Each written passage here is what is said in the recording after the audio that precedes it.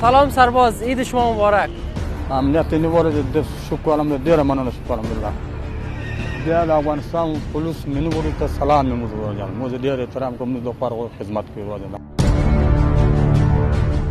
سپاسگزاری میکنیم از قهرمانان واقعی کشور ما که به کشور ما خدمت میکنن و از ناموس وطن خود دفاع میکنن. افغانستان ملی اردو ملی پولیسو ته مبارکي وایم.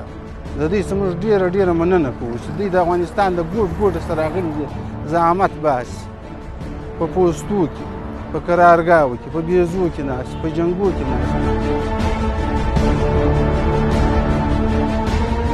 و خوشحال هستیم که همچون نیروهای امنیتی قوی و با ظرفیت داریم.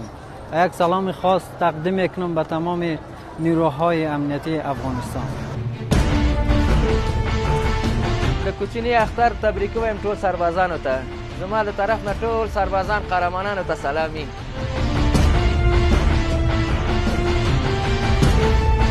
سلام سربازای وطن ما، هر جا که باشین خوش باشید.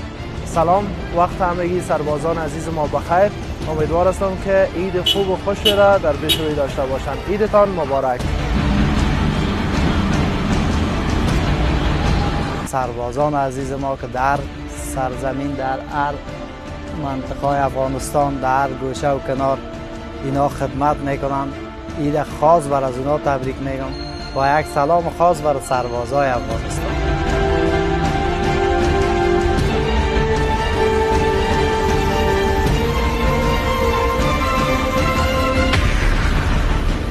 عید خوش برای همسنگران خود، برای هموطنان خود میخوام.